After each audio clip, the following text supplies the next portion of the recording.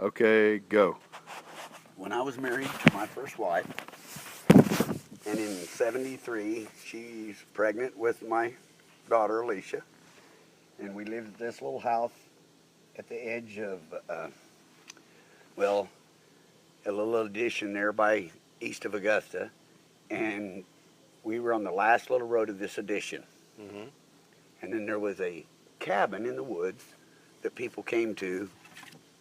It was their vacation spot, A-frame home, cabin. So they weren't there a lot of times, you know. Well, it just so happened to be a summer. My brother Monty come over, and he had this fast car, the 65 Impala with 427 in it, 4-speed. Wow. And he did a lot of racing, street racing. He's over there, and my wife, pregnant, in the house. They're cleaning up the house. We had just moved into it. And Monty and his wife was in the house helping my wife clean house. We're standing out the back of the trunk and drinking a beer. So everybody will say, oh, yeah, he was drunk, so he didn't see nothing. Right. Okay, we're sitting out there talking and drinking a beer. And do you know how to make the shower hot in there? yeah, yeah. So the little chrome lever, yeah. You turn it to the left to get hotter, hotter, hotter. Right, but it never got hotter, hotter, hotter. It will. It will. It always does. Well, Sally just took a full shower and never got hot. So maybe, and it's all the way to the left, right? Because the other way made it cold. Yes. Maybe it's out of hot water. No, it shouldn't be, unless it's turned off. Was it turned off? Why don't you stop this a minute and I'll go check it out. Okay. We're recording him telling about seeing a UFO. I'm trying to find where I set my cup, my beer. There it is. Okay. And we're back. Okay. Anyway, we were sitting out the trunk of the car, and it was getting dark, about like this, a little darker maybe. Across the road from me, there was a pasture, and there was a pond at that vacation house of those people. And it had trees, tall trees, all the way circling the pond. Almost perfectly round pond. So we're sitting there talking, and I'm looking, and I happened to notice this light through the trees over this pond. And I thought, well, maybe those people showed up for this weekend. It was a Friday night to come stay in their cabin. So we're sitting there talking, and then I keep noticing that, well, it's not at the house, it's over at the pond. Because the house is on back in there for there. So Monty and I start walking down the road. It's about 300 feet to the gate to their driveway. And I said, well, let's walk down here. I'll see. If the gate's open, it's probably them here. Walk down there, the gate's closed. I said, nah. Anytime they're here, they leave the gate open, you know, drive in and out. So we start walking over through these trees. And I get to looking, and Monty and I are just at the edge of the trees to the pond, and we're looking up, and here's this perfect disc. And I could show you, I've seen pictures of it on some of these alien shows.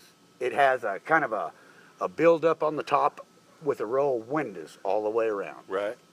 And here, and it's not all lighting, but you can see there's light inside of this spaceship or whatever. Right. Anyway, there's this beam of light that I would say is probably 6 foot across, going straight down, and we're looking at it, and it's, probably 100 foot up. And this beam of light's coming down like this, and we're looking, and I says, what the heck is that? And you can see that it's water, and you can see fish in the water that they're sucking up inside it. Are you serious? Yeah. And we're sitting there, I says, that's fish, Monty. You see the fish in there? About that time, the light just goes boom, off, and the water goes whoosh. And this thing's still sitting there, not making a single lick of noise.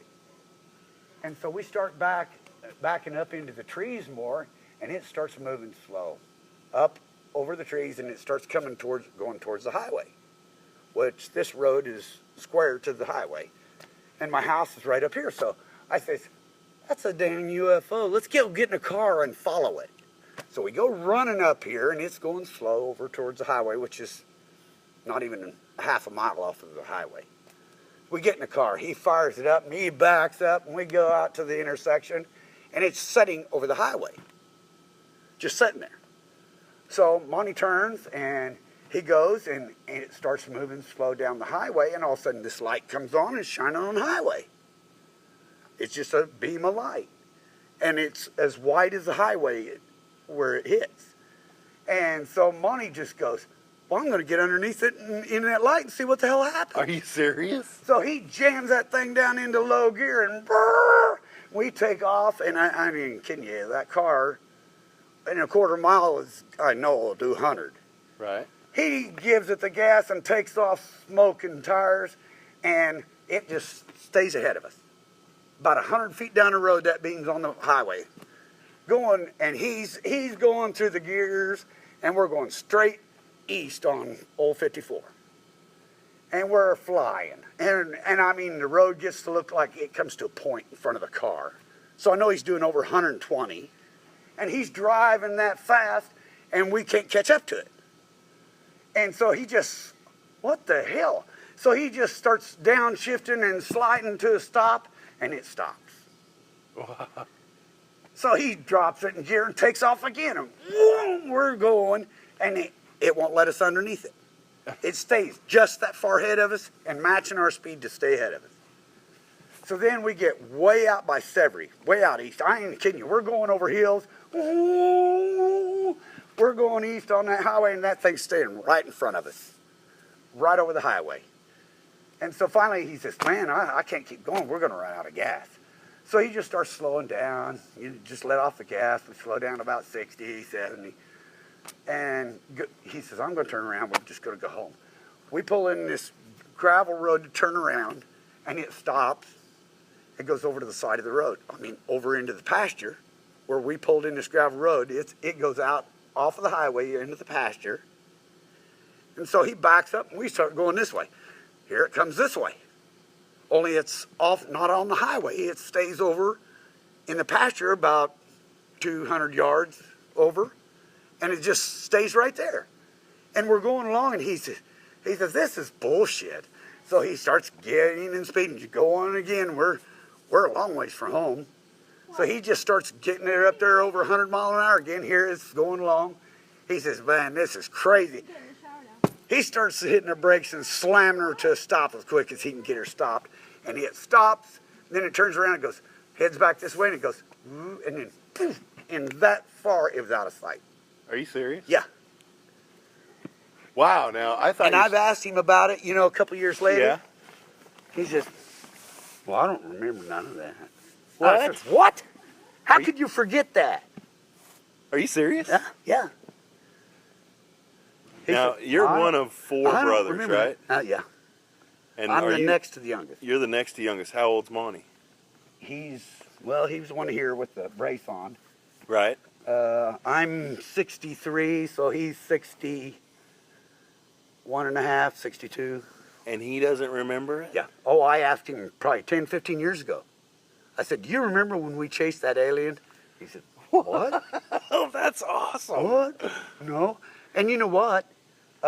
My son-in-law now, his brother bought that property here, 5